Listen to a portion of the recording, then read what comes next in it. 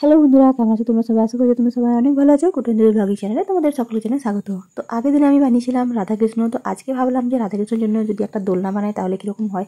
তো এখানে দেখতে পাচ্ছ আমার এই ছোটো ছোটো রাধাকৃষ্ণগুলোকে আমি নিয়ে নিয়েছি। এখন দেখো আমি একটা হরলিক্সের যে কাপগুলো পাওয়া যায় সেই কাপগুলোকে খুব ভালোভাবে মোটা করে আমি চারদিক থেকে সেলোটেপ দিয়ে দিয়েছি এবং স্টেপলার মেরে নিয়েছি। এরপর দেখো এখানে আমি নিয়েছি একটা এরকম টাইপের কেকের একদমই ফেলে দেওয়া একটা এরকম বা পাটা, যেটাই বলো না কেন তোমরা। এরপর এটাকে আমি এভাবে একটু গোল করে কেটে নেবো। আর এটা তোমরা বুঝতে পারছো এটা হয়তো আমি পিছন দিকটা ব্যবহার করবো, কিন্তু না, যেহেতু গোলাপি রং করাই আছে তাই জন্য এই দিকটাই আমি কিন্তু ব্যবহার করব।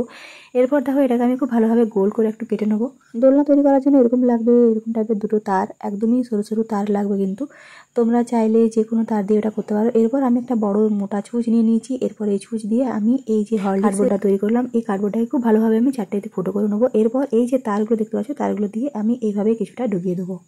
এরপর পিছন দিকে তারগুলোকে ব্যান্ড করে খুব ভালোভাবে আমি সেলোটেপ দিয়ে আটকে দেবো, যাতে কিনা এই তারগুলো নড়বড়ে না হয়ে যায়। যে কাগজটা আমি কেটে রেখেছিলাম সেই কাগজটাকে কিছুটা আমি এইভাবে চেটাবো, কিন্তু এখন না, পরে। প্রথমে আমি যেটা করব, আমি এখানে নিয়ে নেবো সামান্য পরিমাণে ক্লে। যেহেতু ক্লেটা হচ্ছে সাদা, তাই জন্য আমি এই ক্লেটার সাথে কিছুটা পরিমাণ নীল রঙের রং মিশিয়ে ক্লেটাকে একটু আমি নীল রং করে নিয়েছি। এরপর আমি এই নীল রঙটাকে, মানে এই নীল রঙের এই ক্লেটাকে আমি এই যে পাড়াটার উপরে খুব ভালোভাবে লাগিয়ে নেবো। সামান্য পরিমাণ আঠা দিয়ে আমি এটাকে চিটিয়ে নেবো।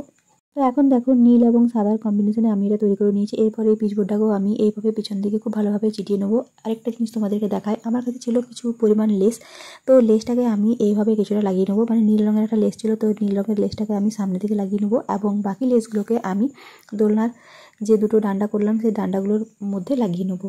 এখন এই হলুদ রঙের লেসটা আমি পিচবোর্ডটার মধ্যেও খুব সুন্দরভাবে লাগিয়ে নেবো। তো চলো লাগানোর পর দেখাই ফাইনাল লুকটা কীরকম হয়। তো এখানে দেখতে পাচ্ছ আমার দোলনাটা কিন্তু তৈরি হয়ে গেছে এবং আমি রাধারানী এবং শ্রীকৃষ্ণকে এখানে বসিয়ে নিয়েছি।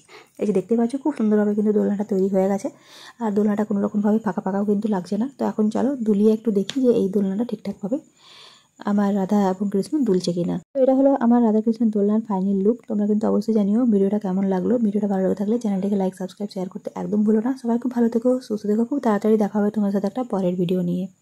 আজকের মতো আমি এখানেই বিদায় নিচ্ছি।